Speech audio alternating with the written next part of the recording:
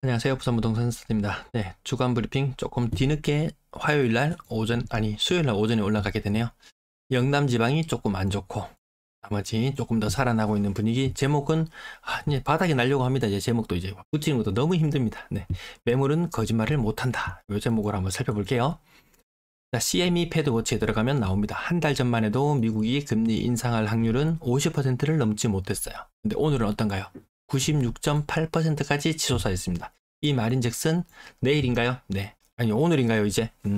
금리 미국이 올릴 확률이 아주 높다라는 부분. 우리와 금리 격차는 이제 아마 1.75%까지 역대 최고 수준, 보지 못한 이 금리 격차를 보게 되는 순간을 우리는 마주할 것 같습니다. 땅집구에서 나왔던 거 1일 브리핑에서도 한번 언급드렸어요. 금매 다 팔려불고 손님 뚝 끊겼지라는 부분.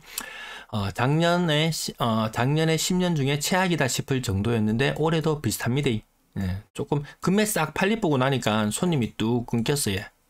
가격 푹 떨어졌어요. 매력적이에요. 사람들 접근합니다. 올랐어요. 반등 오케이 인정. 호가는 더 올라버렸어요. 사람들 시장에 많이 떨어졌다 그래서 한번 구경 가보니까 너무 시장 최근 거래 가격과 너무 동떨어진 호가를 보고 발길을 돌리게 될지도 모르겠어요. 그러면서 거래량이 줄어든다. 이게 과거에도 하락기에 나타났던 그런 현상들 중에 하나라고 말씀드리면서 매수 우위 지수는 지금 전국적으로 꿈틀꿈틀 뭔가 꿈틀꿈틀 되고 있는 것 같은데 부산은 계속 10이에요. 매물이 계속 증가하고 있습니다. 그래서 매수 우위 지수가 매수세가 약간 꿈틀하지만 그 매물에 묻혀버려서 매수 우위 지수는 올라가지 못하는 모습. 네, 부산, 대구와 비슷한 정도 수준까지 지금 오히려 대구보다 더 약합니다. 네. 거래량 3월달까지 꼭지 그 이후로 조금씩 줄어들 듯한 모습으로 가고 있다라는 부분. 4월달, 5월달까지 지켜보고요. 5월 말까지 지켜보고 6월이 아마 분수령이 될 것으로 예상하고 지금 지켜보고 있습니다. 영남 지방이 타 광역시나 수도권에 비해서 약세의 흐름을 매매가, 전세가 모두에서 보여주고 있습니다. 매매 가격 지수 요건 지나갈게요. 전세 가격 지수도 앞에 봤던 표로 가름하고요.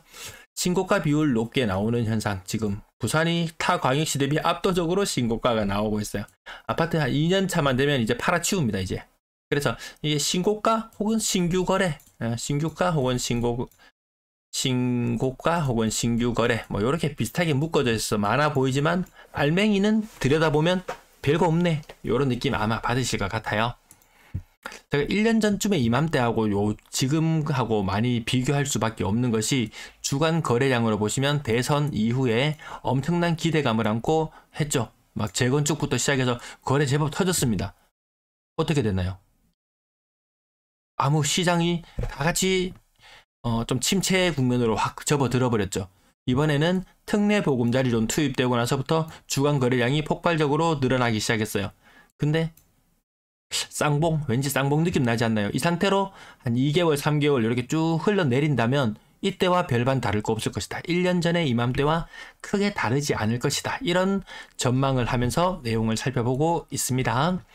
자, 매매 거래량 가장 적었을 때 대비 2.5배 정도 수준까지 2,400건까지 올라갔는데 4월의 거래량은 아마도 2,300건대 아마 그렇게 될 것이고 5월도 그 비슷한 흐름, 그러면서 점점 다시 거래량이 줄어드는 흐름. 요때도 그랬어요. 요때도 작년 3월, 4월, 5월, 6월 이맘때도 그랬어요. 올해도 비슷한 모습으로 가지 않을까. 이게 폭발적으로 증가해 줄 거라고 믿는 사람은 지금 선진입하는 사람도 있어요.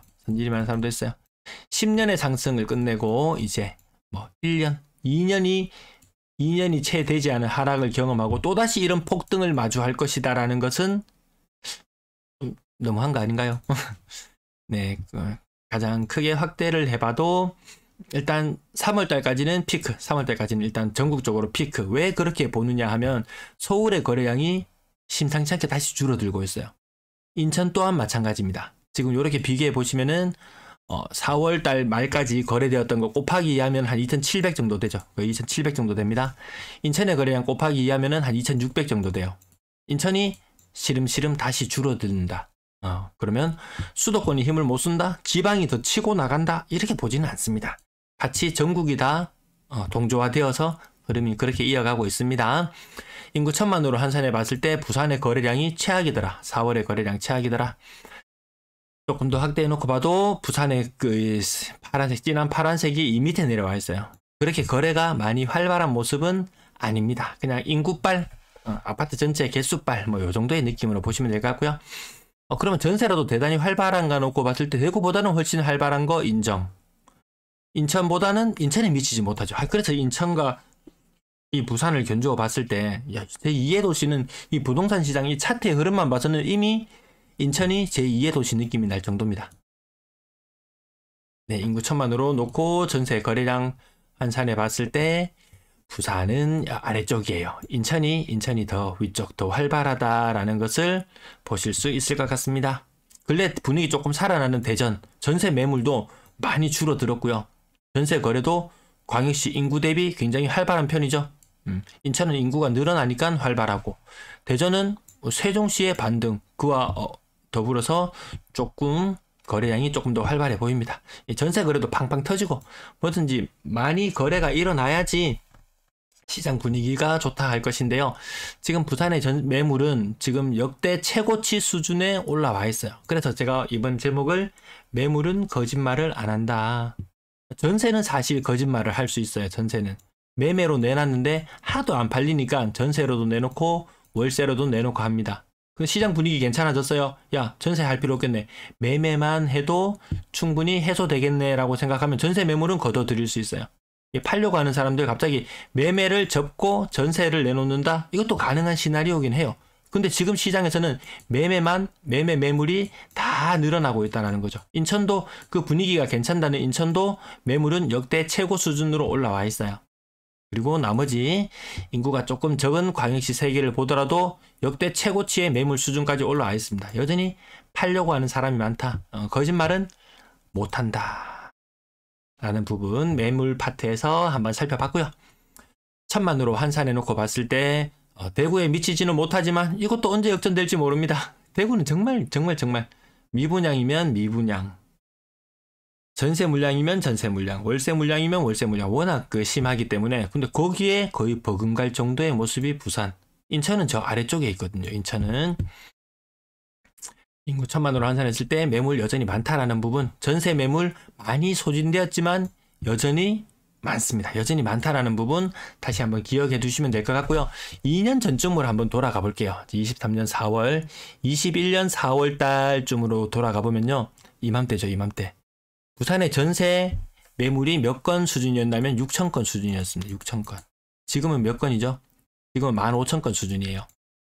이게 10,000건 정도는 또 소진되어야지 사람들이 시장에 전세 매물도 없네, 월세 매물도 없네, 야, 안 되겠다, 이러다 또 전세가 폭등하겠네, 그리고 집값도 폭등하겠네, 집 사야지, 이런 생각이 들 텐데 지금 그 정도 수준까지 아니거든요. 전세 매물 시장에 충분히 많이 있다라는 부분. 전세 매물 그럼 이 추세로 떨어지더라도 6,000건 정도 수준까지 가려면 멀었습니다. 그럼 6,000건 수준이었을 때 문제가 무엇이냐? 이때 전세가가 엄청 비쌌어요. 전세가가 엄청 비쌌습니다. 그래서 제가 부산 사람들 보고 늘상 야, 기마이 좋다, 기마이 좋다, 금리가 막 오르려는 조짐이 보이고 막 그러기 시작하는 무렵이었음에도 불구하고 금리가 본격적으로 오르던 시점에서도 엄청난 기마이를 부렸어요. 야, 전세 왜 저렇게 비싸게 들어가지?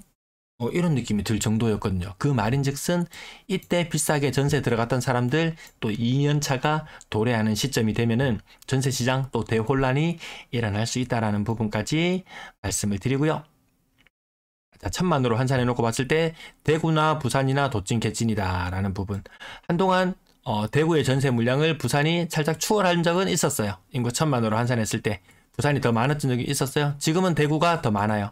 하지만 별반 차이 없죠. 여전히 인구 대비로 봤을 때 시장의 전세 매물은 충분하다. 그리고 전세가는, 매물이 충분하면 전세가는 급격하게 튀어오르기 힘들다. 그 말인즉슨 매매 가격도 급상승하기 힘들다. 서둘러서 선진입하지 않아도 괜찮겠더라. 지금 마이너스 28% 이 고정된 흐름으로 계속 가고 있습니다. 누군가 마음이 급한 사람은 마이너스 20%, 고점 대비 마이너스 20%의 물건을 살 거예요. 마이너스 20% 물건 사가지고 전고점까지 회복한다고 하더라도 세금 반 띄고 나면은 한 10%, 여기다 금융비용 같은 거 막 때려 부어서 들어가고 나면 전고점까지 도달해도 내 손에 쥐는 거는 한 개도 없을 수가 있어요. 자, 그렇게 생각해 봤을 때 마음이 조급하지 않으면 지금 시장에서 평균적으로 하락되는 거래 가액보다 더 괜찮은 가격의 물건 충분히 살 수 있다. 왜? 시장에 매물이 많으니까. 네, 시청 감사합니다.